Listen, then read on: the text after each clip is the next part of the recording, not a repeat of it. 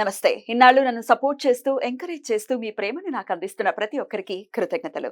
అలాగే ఈ వీడియో కూడా ఖచ్చితంగా మీకు ఉపయోగపడుతుంది. లైక్, షేర్ అండ్ సబ్స్క్రైబ్ చేసి మీ సపోర్ట్‌ని నాకు అందించండి. అలాగే ఈ వీడియో పట్ల మీకున్న అభిప్రాయాన్ని కామెంట్ సెక్షన్‌లో కామెంట్ చేసి తెలియజేయండి. ఇప్పుడు వీడియోని చూద్దాం. నమస్తే, వెల్కమ్ టు అవర్ ఛానల్. నేను పద్మిని. ముందుగా ప్రేక్షకులకి శ్రీ క్రోధినామ సంవత్సర ఉగాది శుభాకాంక్షలు. మరి ఈ ఉగాది ఎలాంటి ఫలితాలను ఇస్తోంది ద్వాదశ రాశుల వాళ్ళకి అనేది మనకి తెలియజేయడానికి మనతో పాటు సిద్ధంగా ఉన్నారు ప్రముఖ ఆధ్యాత్మికవేత్త, వాస్తు జ్యోతిష పండితులు శేషగిరిరావు గారు. మాట్లాడదాం. నమస్కారం అండి. క్రోధినామ సంవత్సరం వచ్చేస్తోంది. సో శోభకృత్నామ సంవత్సరం ఎంత అద్భుతమైనటువంటి సంవత్సరమో ప్రత్యేకించి చెప్పక్కర్లేదు. అందుకు ఏకైక నిదర్శనం రామచంద్రమూర్తి తన స్వస్థలానికి మళ్ళీ తిరిగి వచ్చినటువంటి వైనం చాలు శోభకృత్నామ సంవత్సరం ఎంత శోభాయమానంగా వెలుగొందింది అని చెప్పడానికి. ఇక ఈ సంవత్సరం వచ్చే పేరు క్రోధినామ సంవత్సరం. పేరులో అయితే క్రోధం ఉంది, మరి దాని నామాన్ని సార్థకం చేసుకుంటుందా అని కించిత్ భయం కూడా ఉంది. ఎనీవేస్, అసలు క్రోధినామ సంవత్సరం ద్వాదశ రాశులకి ఎలాంటి ఫలితాలను ఇస్తుంది ఒకసారి గ్రహ సంచారాన్ని గురించి వివరించిన తర్వాత ద్వాదశ రాశుల గురించి ఒకసారి తెలుసుకుందామండి. రైట్ అమ్మా. క్రోధీనామ సంవత్సరం ఉన్నట్టు పేరుకు తగ్గట్టుగానే ముఖ్యంగా ఈ మాట మరి కుజుడు రాజు అవ్వటం. సో గ్రహాలన్నింటిలో కూడా కొద్దిగా కోపగ్రహం, అంటే అగ్రెసివ్గా ఉంటాడు కుజుడు. సో అందుకని మేష వృశ్చిక రాశిలో జన్మించిన వాళ్ళకి సాధారణంగా షార్ట్ టెంపర్ ఉంటుంది ఎంతో కొంత. సో అలాంటి క్రోధీనామ సంవత్సరం, క్రోధీనామ సంవత్సరానికి రాజే కుజుడయ్యాడు.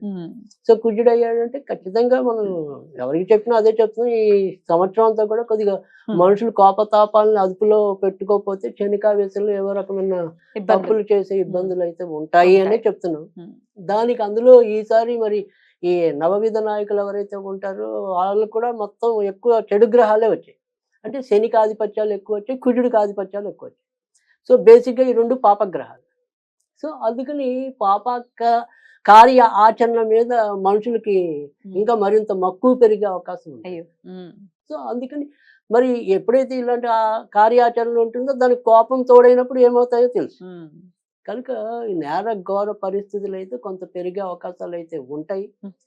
సో దాంతోపాటు కొంత మంచి ఏంటి అంటే గనక ఈ విశ్వాసాలు, భక్తి విశ్వాసాలు ఏవైతే ఉంటాయో జనాల్లో ఆధ్యాత్మిక భావం అనేది పెరగడానికి ఉంటుంది. ఆధ్యాత్మిక చింతన పెరుగుతుంది. సంతోషం. సో అది కొంతవరకు మనకి ఎంతో కొంత కాపాడడానికి అది మనకు ఉపయోగపడటం అనేది ఉంటుంది. తర్వాత గురుడు రసాధిపతి అవటం వల్ల ఏంటంటే కొన్ని ఏదైతే ముఖ్యంగా ఆడవాళ్ళకి ఇష్టమైన బంగారము, తర్వాత వెండి ఇలాంటివి కొంతవరకు కంట్రోల్లోకి రావడానికి అయితే ఆస్కారం అయితే ఉంటుంది. అంటే మళ్ళీ ఇంకా పెరిగిపోకుండా గోల్డ్ రేట్స్ అవి కొంత రేట్లు మనకి నియంత్రణలో ఉండటం అనేది ఉంటుంది. కనుక అవి చెప్పదగిన పరిస్థితి. సో ఇక్కడ మనం చూసినప్పుడు ఇంకా ఇప్పుడు ఉగాది అనేది ప్రారంభం అనేది ధనుర్ లగ్నంలో అయింది యాక్చువల్గా. సో ధనుర్ లగ్నానికి మరి గురుడు పంచమంలో ఉన్నాడు. సో లగ్నాన్ని గురుడు సూచించడం అంటే ఇది ఇప్పుడు మనకి ధనుర్ లగ్నం అనుకోండి. సో గురుడు పంచమం 1, 2, 3, 4, 5. సో పంచమ స్థానంలో గురుడు ఉంటాడు కాబట్టి అంటే ఏదైతే గురుడు మరి మేలో మారిపోతాడు. మే 1వ తారీఖు మారిపోతారు కదా. సో మే వరకే మనకి ఉన్నంతలో బాగున్నట్టు. అంటే ఆ లగ్నాధిపతి పంచమంలో ఉంటాడు కాబట్టి ఎవరు ఎలాంటి ఇబ్బందులు ఉన్నా చివరి నిమిషంలో బయటపడడానికి ఉంటుంది.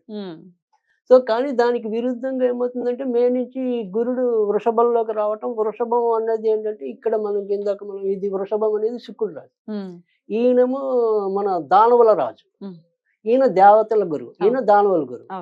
సో వీళ్ళిద్దరికి నిజానికైతే శత్రుత్వం ఉంది. సో ఇక్కడ మరి శత్రు రాశిలోకి గురుడు ప్రవేశించడం అనేది ఉంటుంది. సో వృషభ రాశిలో. సో ఆ వృషభ రాశిలోకి గురుడు ప్రవేశించినప్పుడు ఏమవుతుంది అంటే ఇందాక మనం చెప్పాం ముఖ్యంగా ఏదైతే ఈ స్త్రీ సంబంధించిన వ్యవహారాలు ఏవైతే ఉంటాయో, లేదు ఇప్పుడు రాజకీయాల్లో స్త్రీల ఆధిపత్యం ఉంది, వాళ్ళ ఇచ్చే ఏవైతే సలహాలు సూచనలు ఉంటాయో అవి కొంత వాదాలకు వెళ్ళడానికి అవకాశం ఉంటుంది. ఇంకా ఇంట్లోకి వచ్చేప్పుడు కూడా స్త్రీల మూలకంగా ఏవో రకమైన చికాకులు ఎదురవడానికి అవకాశాలు పెరుగుతాయి. సో తర్వాత రెండోది వచ్చేప్పటికి ఏంటంటే ఇక్కడ వృషభం నుంచి చూసినప్పుడు ఏంటంటే ఇక్కడ గురుడికి రాహు వ్యయస్థానం లాభస్థానంలోకి ఉంటాడు. సో ఈ లాభస్థానంలో ఎప్పుడైతే మరి రాహు వృషభానికి ముఖ్యంగా వృషభ రాశి వారికి తర్వాత వచ్చేప్పటికి ఇది వృషభ రాశి అనుకోండి, ఇక్కడ లాభంలో గురుడు ఉంటాడు. ఇది ఉంటుంది. తర్వాత ఇప్పుడు కొత్తగా పుట్టే వాళ్ళ గురించి చెప్తున్నాను. సో వృషభ రాశిలో ఎవరైతే జన్మిస్తారో వాళ్ళు కంపల్సరీ సర్పదోషం ఉంటుంది. సర్పదోషం ఉంటుంది. లాభంలో రాహు ఉన్నా సర్పదోషం ఉంటుంది. అందుకే ముఖ్యంగా రాహు లాభంలో ఉన్నప్పుడు ఇక్కడేమో కేతు పంచమంలో ఉంటారు. పంచమంలో ఉంటారు. అవును. సో ఇది సంతాన స్థానం అవుతుంది, అదేమో లాభస్థానం. సో ఖచ్చితంగా లాభాలు ఎవరైతే ముఖ్యంగా ఈ వృషభ రాశి వాళ్ళకి గట్టి ప్రయత్నాలు ఏవైతే ఉంటాయో అవి దగ్గర వచ్చి పోతాయి. ఇక్కడ ఈ బుద్ధి అనేది వాళ్ళకి సరిగ్గా ఉపయోగపడదు. సో ఆ నిర్ణయాలు తీసుకోవడంలో ఇబ్బందులు ఎక్కువ వృషభ రాశి వాళ్ళు పొందడానికి అవకాశం ఉంటుంది. తర్వాత వచ్చేప్పటికి ఇదే దోషం అనేది కర్కాటక రాశికి కూడా ఉంటుంది. కర్కాటక రాశిలో పుట్టిన వాళ్ళకి కూడా ఉంటుంది. అంటే కొత్తగా పుట్టిన పిల్లలకు కూడా నవమంలో రాహు ఉంటాడు. నవమంలో రాహు ఉంటాడు, తృతీయంలో కేతు ఉంటాడు. కాబట్టి సంబంధ బాంధవ్యాలు ఇబ్బంది పడతాయి. ఇప్పుడు పుట్టే వాళ్ళకైతే ఇలా ఉంటుంది. ఆల్రెడీ పుట్టిన వాళ్ళకి అదే గ్రహస్థితి. ఇప్పుడు ఆల్రెడీ పుట్టేసిన వాళ్ళకి కూడా అదే గ్రహస్థితి. కానీ కొత్తగా పుట్టిన వాళ్ళకి కూడా ఖచ్చితంగా పుట్టడమే సర్పదోషంలో పుట్టినట్టు. ఎగ్జాక్ట్లీ ఈ సంవత్సరంలో ఎప్పుడు పుట్టినా ఇదే గ్రహస్థితి ఇంచుమించుగా, అంటే రాహుకేతులకు సంబంధించి. రైట్ అండి. ఇక దేశంలో ఎట్లాంటి పరిస్థితులు ఉంటాయి అనేది ఒకసారి క్లుప్తంగా చెప్పేసి ద్వాదశ రాశుల్లోకి వెళ్ళిపోతాం. రైట్. దేశంలో కూడా ముఖ్యంగా చెప్పాల్సింది అంటే ఇక్కడ వర్షపాతాలు ఏవైతే ఉంటాయి అంటే మనకు కావాల్సిన మెయిన్ వర్షం, రైతుల యొక్క ఇది. సో ఇక్కడ ముఖ్యంగా ఇందాక మనం చెప్పుకున్నాం శని కుజుల యొక్క ఆధిపత్యం ఎక్కువ అని చెప్పి. సో శని కుజుల ఆధిపత్యం ఎక్కువ అంటే మిరపకాయల పంటలు బాగా పండుతాయి. అంటే ఎరుపు రంగు ధాన్యాలు ఏవైతే ఉంటాయో లేదా ఎరుపు రంగు పంటలు ఏవైతే ఉంటాయో అవి సమృద్ధిగా పండుతాయి. తర్వాత శనికి సంబంధించి వచ్చినప్పుడు ఏంటంటే నల్లవి అంటే మిరియాలు అనుకోండి, నువ్వులు అనుకోండి, మినుములు అనుకోండి, ఇలా నల్ల రంగు పంటలు ఏవైతే ఉంటాయో వేరుశనగ దాని నుంచి నూనె వస్తుంది. సో అలా ఈ శనికి సంబంధించి నలుపుకి అలాంటివి సమృద్ధిగా పండటం అనేది ఉంటుంది. ఎలక్షన్స్ కూడా రాబోతున్నాయి, ఎట్లా ఉండబోతుంది అనుకోవచ్చు? యుద్ధ వాతావరణం ఉంటుందా? రైట్. అంటే ఖచ్చితంగా ఈసారి కూడా యుద్ధ వాతావరణం అయితే ఉంటుంది. ఆ తర్వాత సరే ఇక్కడ పెద్దగా ముఖ్యంగా మనం చెప్పాలంటే కేంద్రంలో మరీ మార్పులు అయితే ఉండకపోవచ్చు. మళ్ళీ మోదీ ప్రభుత్వమే వస్తుందని అనుకోవచ్చా? 99.5% అయితే ఖచ్చితంగా ఉంది మోదీ ప్రభుత్వం. సో తర్వాత వచ్చేప్పటికి కానీ ఇదే కేంద్ర ప్రభుత్వం కూడా అంటే ఇప్పుడు సపోజ్ కొన్ని ప్రెస్టీజియస్ ప్లేసెస్ ఉంటాయి కొన్ని.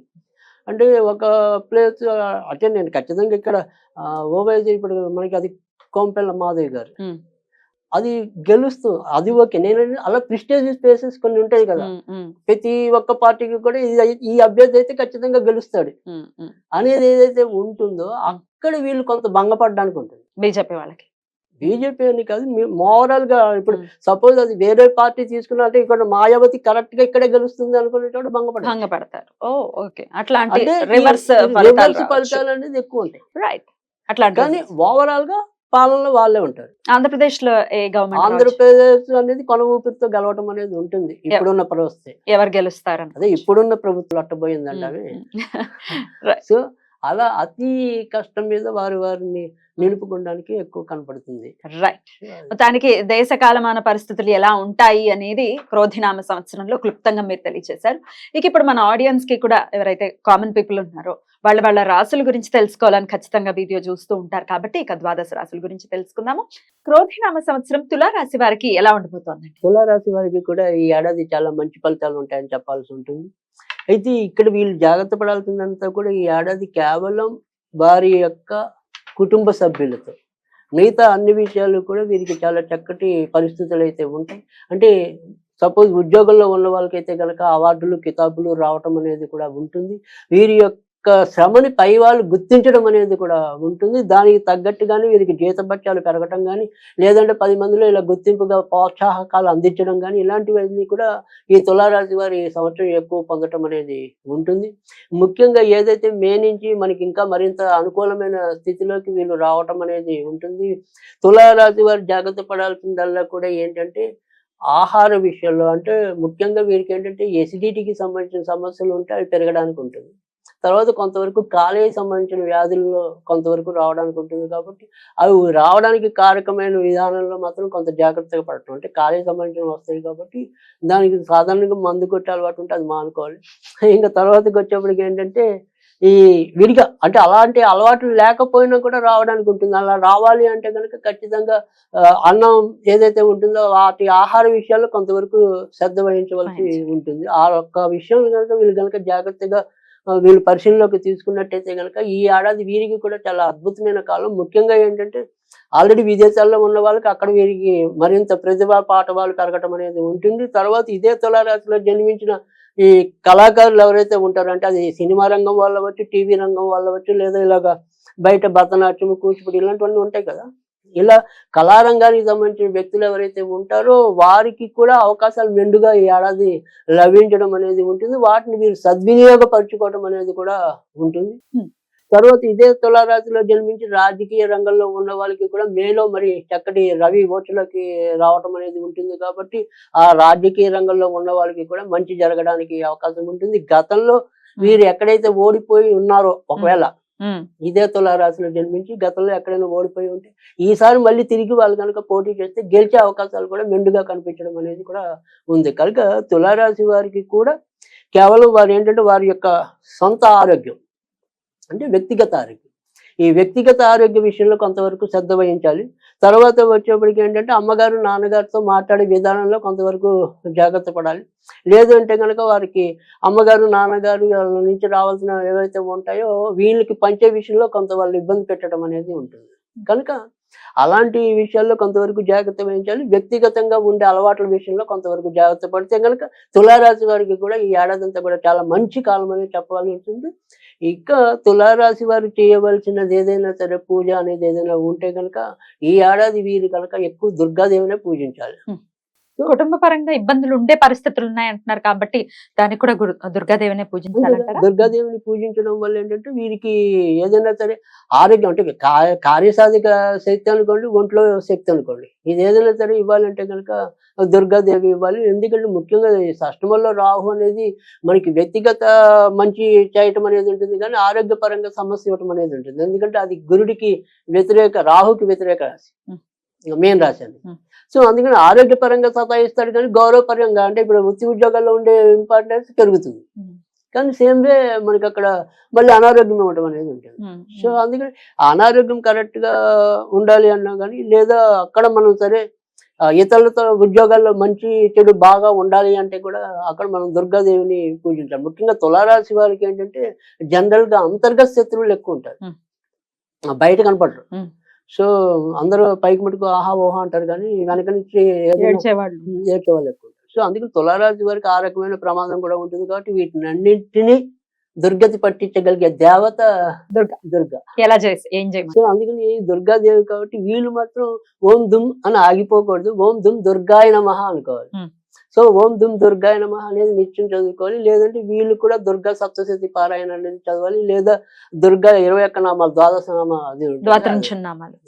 సో అది పఠించడం వల్ల కూడా మేలు జరుగుతుంది. రైట్ అండి, అద్భుతంగా. మరి ఈ క్రోధినామ సంవత్సరం తులారాశి వారికి కూడా చిన్న చిన్న జాగ్రత్తలు తీసుకుంటే చాలా అద్భుతమైన ఇయర్ గానే కన్సిడర్ చేయొచ్చు అని చెప్తున్నారు. బ్యూటిఫుల్ అండి. ఇక నెక్స్ట్ ఎపిసోడ్ లో వృశ్చిక రాశి గురించి మాట్లాడుకుందాం. Thank you so very much అండి. నమస్తే.